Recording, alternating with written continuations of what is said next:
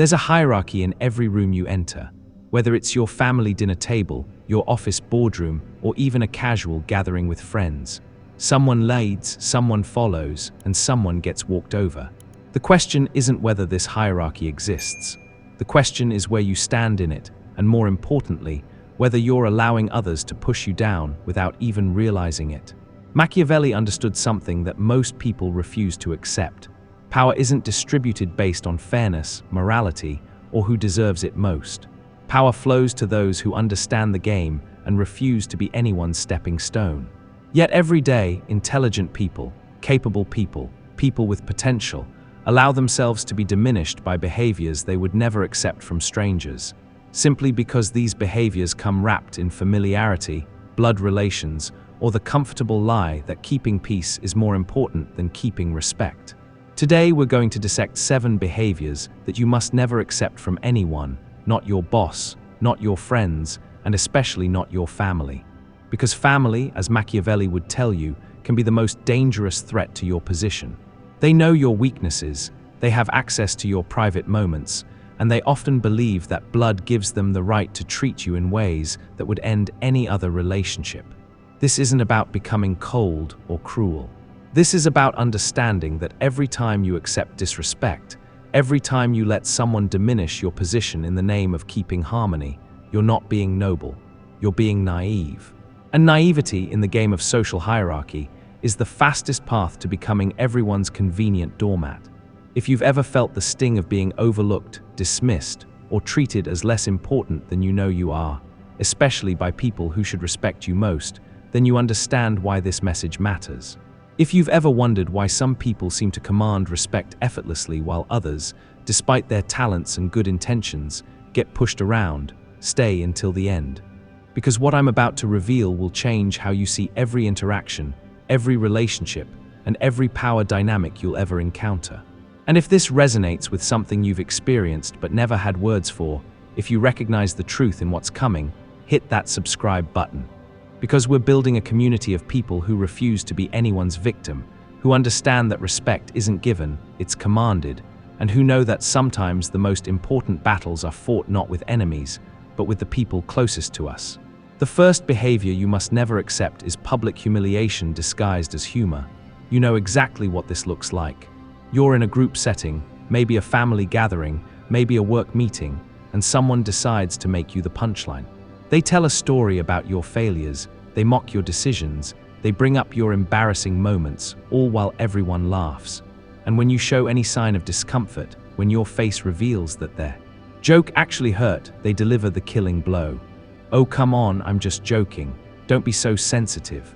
This is not humor. This is a calculated power move designed to lower your status in front of others while giving the attacker plausible deniability. Machiavelli would recognize this immediately as a form of social assassination. The person doing this isn't trying to make people laugh. They're trying to make you small. They're establishing themselves as someone who can publicly diminish you without consequences, and they're testing whether you'll defend yourself or accept the role of group punching bag. The most insidious part of this behavior is how it's designed to trap you. If you laugh along, you're participating in your own humiliation.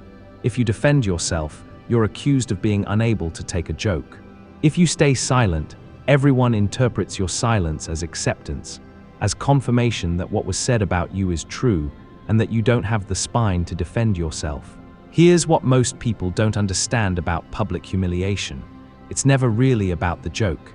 It's about the audience. The person attacking you is performing for everyone watching, demonstrating their ability to lower your social value while raising their own.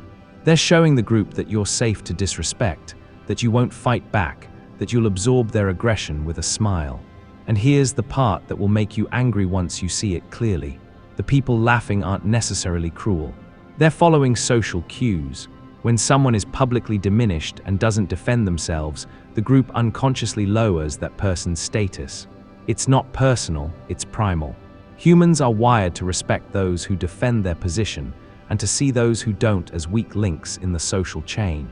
Every time you accept public humiliation, you're not just letting one person disrespect you. You're teaching everyone present that this is how you can be treated. You're setting a precedent that will follow you into every future interaction with these people. They've seen you accept disrespect, so they know you'll accept it again. The solution isn't to become defensive or aggressive. It's to become strategically assertive. The next time someone tries to make you the butt of their joke, you look them in the eye and say something like, "That's interesting. Why do you think it's important for everyone to hear that?" Or, "I'm curious about why you chose to share that right now." You're not attacking them. You're making them explain their behavior in front of the same audience they tried to use against you. Watch what happens. Suddenly, they're the one who looks petty. They're the one who has to justify why they felt the need to diminish someone else for a laugh. The social dynamic flips, and everyone present sees that you won't be anyone's easy target. The second behavior that must never be tolerated is the silent treatment used as emotional manipulation. This is perhaps one of the most underestimated forms of psychological warfare, and it's particularly common in family dynamics and close relationships. Someone gets upset with you, but instead of addressing the issue directly, they withdraw. They stop communicating, they become cold and distant, they make their displeasure known through absence rather than words. On the surface, this might seem harmless. They're not yelling, they're not being overtly aggressive, they're just quiet. But Machiavelli would immediately recognize this as a sophisticated form of punishment designed to make you chase after their approval. The silent treatment is emotional extortion. The message is clear. Submit to my will, apologize for whatever I've decided you've done wrong, and beg for my attention, or continue to suffer in this uncomfortable void I've created. This behavior is particularly insidious because it puts all the burden of resolution on you. You're the one who has to figure out what you supposedly did wrong. You're the one who has to initiate conversation. You're the one who has to humble yourself to restore the relationship. Meanwhile, the person giving you the silent treatment gets to feel powerful and in control while maintaining the moral high ground of being the wronged party. What makes this even more manipulative is how it exploits your natural human need for connection and resolution. Most people are uncomfortable with unresolved tension, especially with people they care about.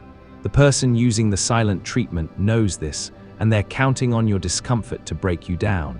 They want you to come crawling back, willing to accept blame and make concessions just to end the uncomfortable standoff. But here's what they don't want you to realize. The silent treatment only works if you play along. It only has power if you accept the premise that their withdrawal is something you need to fix. The moment you refuse to chase after someone who's withholding communication as a form of punishment, the entire dynamic collapses. When someone gives you the silent treatment, they're essentially saying, "My emotional state is your responsibility to manage." They're making you responsible for their feelings while taking no responsibility for clear, adult communication. This is not how mature, respectful relationships function. This is how children behave when they don't get their way. The strategic response to the silent treatment is elegant in its simplicity. You continue living your life normally. You don't chase, you don't beg for communication, and you don't accept responsibility for someone else's choice to withdraw.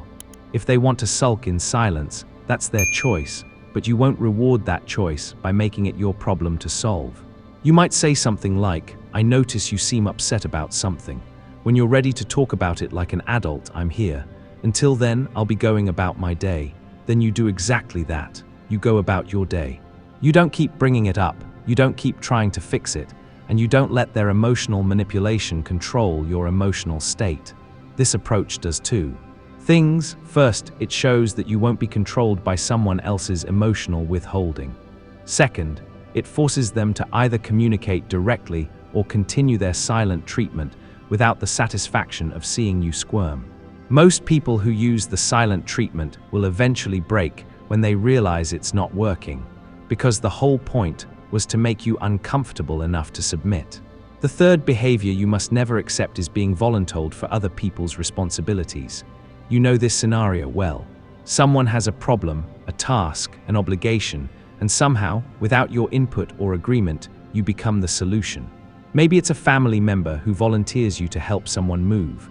Maybe it's a colleague who tells the boss you'll handle their project deadline. Maybe it's a friend who promises someone else that you'll provide a service, lend money, or sacrifice your time. The person doing this presents it as if it's already decided, as if your participation is assumed and your consent is irrelevant. They might say things like, "I told them you'd be happy to help," or "I knew you wouldn't mind," or "You're so good at this, I volunteered you." They're not asking for your help. They're announcing that they've already committed your resources without your permission. This behavior reveals something crucial about how that person sees you in the social hierarchy. To them, your time, energy, and resources are available for their use. They see themselves as important enough to make commitments on your behalf, while seeing you as subordinate enough that your consent isn't required. They're treating you like an employee rather than an equal. What makes this particularly insidious is how it's often disguised as a compliment. They volunteered you because you're so capable, so reliable, so good at helping others. They're framing their disrespect as recognition of your positive qualities. But strip away the flattery, and what you're left with is someone who believes they have the right to obligate you without your permission. Every time you accept being voluntold, you reinforce this dynamic. You confirm that yes, other people can make commitments using your resources, and yes, you'll honor those commitments even though you never agreed to them. You're training people that your boundaries are suggestions rather than requirements. The strategic response requires you to separate the commitment they made from any obligation you might feel to honor it. Their promise is not your responsibility. If someone volunteers you for something without your consent, you have every right to decline, regardless of who they told or what they promised. You might say, "I understand you told them I would help, but I don't recall agreeing to that." You'll need to either handle it yourself or explain to them that you made a commitment you weren't authorized to make. This puts the responsibility back where it belongs, with the person who made the unauthorized commitment. Some people will try to make you feel guilty for not honoring their commitment. They'll talk about how embarrassing it is for them, how they're going to look bad, how they were just trying to help. None of this is your problem. They created the situation by overstepping boundaries, and they can deal with the consequences of their choices. The fourth behavior that destroys your position in any hierarchy is constant interruption and dismissal of your ideas. This happens in families, in meetings, in social groups, anywhere people gather to discuss or decide things. You start to speak and someone cuts you off. You share an idea and it's immediately dismissed or ignored. You try to contribute to the conversation, and somehow your voice gets lost in the shuffle, your points get overlooked, your input gets minimized. This isn't accidental. This is a deliberate tactic to establish intellectual dominance and reduce your influence in group discussions. The person doing this is sending a clear message to everyone present. What this person has to say isn't important enough to hear completely, their ideas aren't valuable enough to consider seriously, and their voice doesn't carry enough weight to deserve uninterrupted time. What makes this behavior particularly damaging is how it compounds over time. The first time someone interrupts you, it might seem rude but not necessarily significant. But when it becomes a pattern, when the same person consistently cuts you off or dismisses your contributions, they're systematically training the group to see you as less important, less intelligent, less worthy of attention. Other people in the group start to unconsciously adopt this assessment. If person A consistently treats person B's ideas as unimportant, and person B doesn't defend the value of their contributions, the group begins to see person B as someone whose input can be safely ignored. It becomes a self-reinforcing cycle where your diminished status leads to more dismissive treatment, which further diminishes your status. The person doing this gains multiple advantages. They get more speaking time, more attention for their ideas, and they establish themselves as the intellectual authority in the group.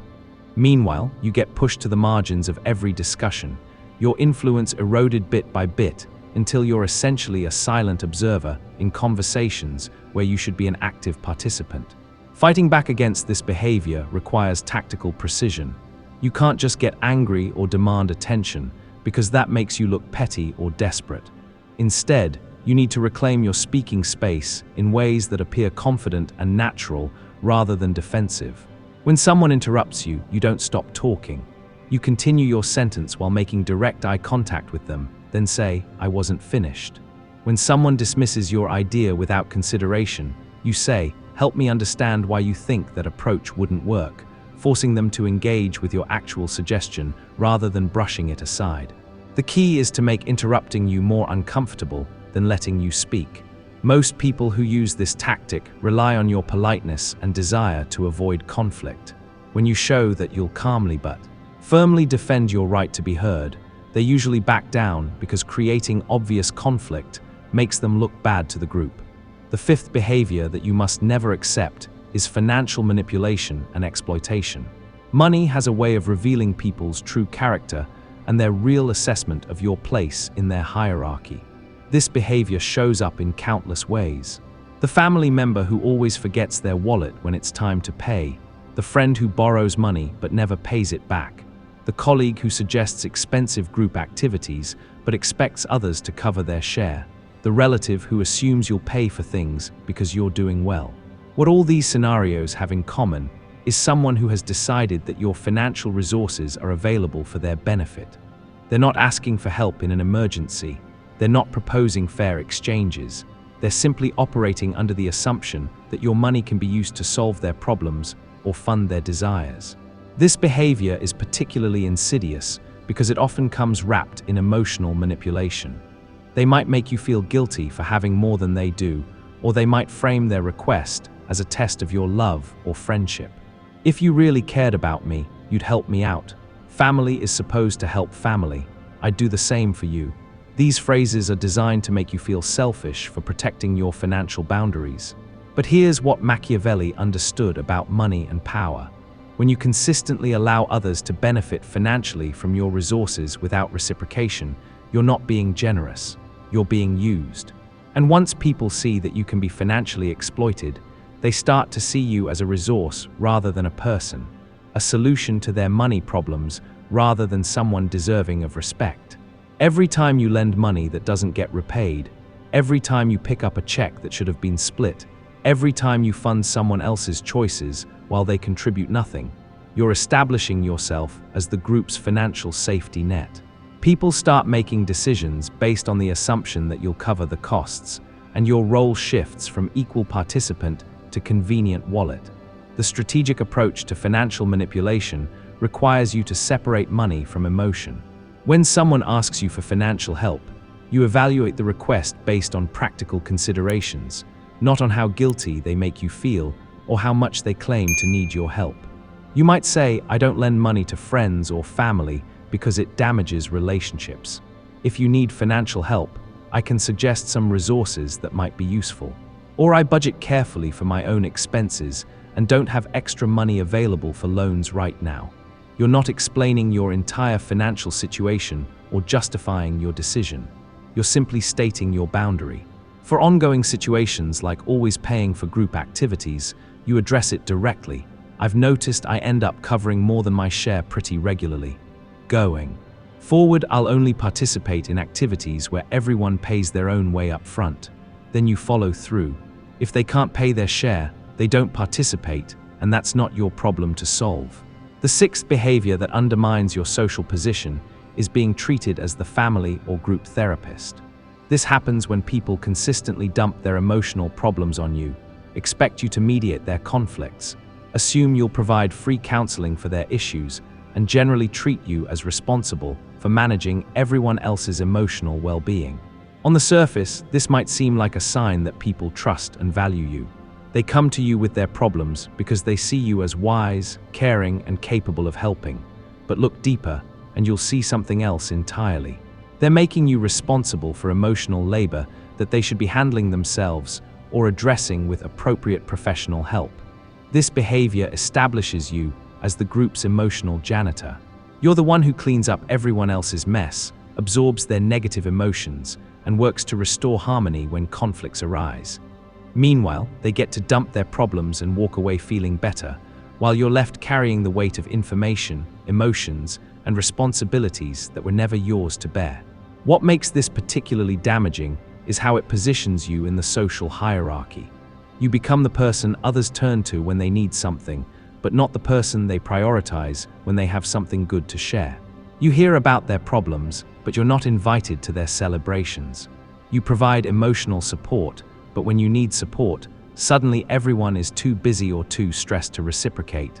People who consistently use others as unpaid therapists are engaging in a form of emotional vampirism. They drain your energy, monopolize your time, and expect you to prioritize their emotional needs over your own well-being. They often frame this as evidence of your special role in their life, but really, they're just taking advantage of your willingness to listen and help. The strategic response requires you to establish clear boundaries around emotional labor. You can be supportive without being someone's unpaid therapist. You can care about people without accepting responsibility for their emotional management. When someone starts dumping their problems on you, you might say, "This sounds like something that's really weighing on you. Have you considered talking to a professional about it?" Or, "I care about you, but I'm not equipped to help with something this complex. Let me know if you want help finding someone who can." For people who constantly create drama and expect you to mediate, you step back entirely. I've noticed I get pulled into mediating conflicts that don't involve me. Going forward, I'm going to stay out of disputes between other people. You'll need to work this out directly with them.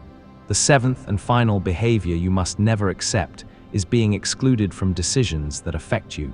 This happens when people make plans, choices, or changes that impact your life, your resources, or your responsibilities, but they don't include you in the decision-making process. You find out after the fact that decisions have been made about things that concern you, and your input was never sought or considered. This might show up as family members planning events and assigning you tasks without asking if you're available. It could be colleagues restructuring projects in ways that affect your workload without consulting you. It might be friends making group decisions and informing you of the outcome rather than including you in the discussion. This behavior reveals exactly how much respect and influence others believe you deserve. When people make decisions that affect you without including you, they're demonstrating that they see you as someone who will accept whatever they decide, someone whose preferences don't matter enough to consider, someone who exists to accommodate their choices rather than participate in making them. Every time you accept being excluded from decisions that affect you, you reinforce your position as someone whose consent is optional. You confirm that yes, other people can make choices about your time, resources, and responsibilities. And yes, you'll go along with whatever they decide even though you had no voice in the decision. The strategic response is to refuse to honor decisions made without your input. When someone informs you of a decision that affects you, you say, "I wasn't part of that decision, so I'm not bound by it. If you want my participation, we need to discuss this properly and reach an agreement together." This forces people to include you in future decisions if they want your cooperation. It establishes that your participation requires your consent, and your consent requires being part of the decision-making process. Now that we've walked through these 7 behaviors, you might be thinking about specific people in your life, specific situations, where you've accepted treatment that you now recognize as undermining your position in the social hierarchy. You might be feeling angry about times when you were manipulated, used, or dismissed. That anger is information. It's telling you that your instincts recognized disrespect even when your mind rationalized it away. But here's what Machiavelli would want you to understand about implementing these boundaries. You don't announce a dramatic change in how you'll accept being treated. You don't give speeches about respect or send messages about your new standards. You simply start responding differently when these behaviors occur. People will test your new boundaries. They'll push back when you stop accepting treatment you used to tolerate. They might accuse you of changing, of becoming difficult, of not being the person you used to be. Good, you're not the person you used to be. You used to be someone who could be manipulated, dismissed, and taken advantage of. Now you're someone who commands respect through your actions rather than hoping for it through your compliance. Some relationships will improve when you establish these boundaries. People who genuinely care about you will adjust their behavior when they realize they've been treating you poorly. But some relationships will become strained or even end when you stop accepting disrespectful treatment. This isn't a failure of your boundary setting. This is information about what those relationships were actually based on. If someone can only maintain a relationship with you when they're allowed to disrespect you, that wasn't a healthy relationship to begin with. You were being used, not valued. You were filling a role, not being appreciated as a person. The goal isn't to become cold, cruel, or impossible to deal with. The goal is to become someone who cannot be taken advantage of, someone whose respect must be earned rather than assumed, someone who participates in relationships as an equal rather than accepting a subordinate position. This is how you master your social hierarchy, not by fighting for position through aggression or manipulation, but by refusing to accept treatment that diminishes your status. Not by demanding respect through words, but by commanding it through your consistent refusal to tolerate disrespect. Every boundary you maintain, every time you refuse to accept behavior that undermines your position, every moment you choose self-respect over keeping peace, you're training the people around you to see you differently. You're showing them that you're not available for exploitation, manipulation, or dismissal. And here's what you'll discover as you implement these principles. Respect isn't something you can earn through being accommodating, helpful, or easy to deal with. Respect is something you command by demonstrating that you respect yourself enough to require others to treat you well. If this message resonates with you, if you recognize situations where you've accepted treatment you now see as unacceptable, if you're ready to stop being everyone's convenient option and start being someone who cannot be taken for granted, then you understand why this knowledge matters. Subscribe to this channel because we're building a community of people who refuse to be naive about human nature, who understand that good intentions don't protect you from manipulation, and who know that sometimes the most important person you need to defend yourself against is someone you love. The world doesn't reward nice people. It rewards people who are nice and strong, generous and strategic, kind and unmanipulable. This is how you become all of these things without sacrificing any of them.